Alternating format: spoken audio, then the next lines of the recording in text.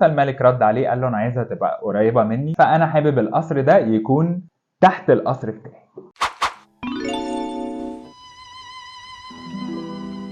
كان يا مكان في قديم الزمان وفي مملكة بعيدة عاش ملك غني حياة سعيدة جدا. الراجل ده كان حكيم وخلال حياته قدر يكون ثروة ملهاش أول من آخر، ولما ساعته جت واتكل على الله الثروة دي اتقسمت بين ولاده الثلاثة بحق الله وبالتساوي. الابن الكبير والابن الوسطاني كان زي ما تقولوا كده ايديهم مخرومة مبذرين، خلال فترة صغيرة جدا كانوا صارفين ومبددين الثروة دي كلها وداروا يشحتوا. اما الابن الصغير كان راجل كده حريص وذكي ماديا، مش بس قدر يحافظ على نصيبه من الثروة دي، لا ده ما شاء الله قدر يضاعفه مرة واثنين وثلاثة واربعة لحد ما وقف المملكة على رجليها من تاني وهو حاكمها. وزي اي شاب لما انتهى من تكوين نفسه قرر ان هو يتأهل ويتجوز، وساعتها دور على بنت الحلال اللي تستاهله ولقاها واتجوزوا، والمملكة كلها فرحت له جدا. وبعد مرور سنة على جوازهم ربنا رزقهم بنونة طفلة كده صغيرة أميرة زي القمر. في يوم ميلاد الأميرة الكتكوتة الصغيرة الملك بعت لأمهر وأشطر مهندس في المملكة قال له أنا عايز أأمن مستقبل البنت وعايزك تبني لها قصر. الحمد لله على كل شيء. أميرة برضو مش معقول هيفتح لها دفتر توفير ب 250 جنيه. قال له إن هو عايز تحفة فنية، أجمل قصر ممكن أي حد يشوفه في حياته. أما المهندس سأله حابب يكون القصر فين، فالملك رد عليه قال له أنا عايزها تبقى قريبة مني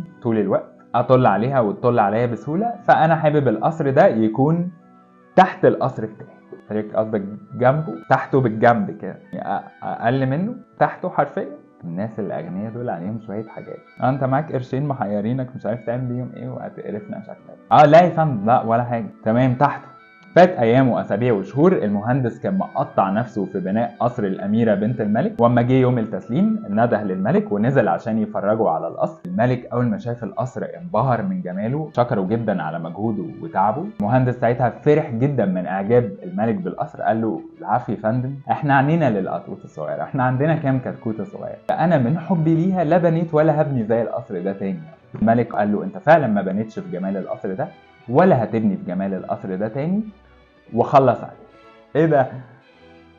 ايه ده ايه المملكه دي؟ بسم الله الرحمن الرحيم. في انتوا اللي عندكم بيراعي ربنا خلصوا عليه بس. المهم مرت سنين والكتكوته الصغيره كبرت وخرات البنات خرطها مرتين رايح جاي، وبقت عقبال عندكم عروسه غايه في الجمال زي القمر. ساعتها الشبان ابتدوا يتقدموا لخطبتها لحد يوم عيد ميلادها ال21. الملك قال لها انا عايز افرجك على هديه عيد ميلادك، حاجه شايلها لك من زمان من يوم ما اتولدت. وللاسف الحلقه خلصت، فهنكمل القصه الرهيبه دي في حلقه بكره. اقعدي هنا زي ما انت عايزه. اقول لك على حاجه، يكون شاب ما جابتوش ولاده. باي.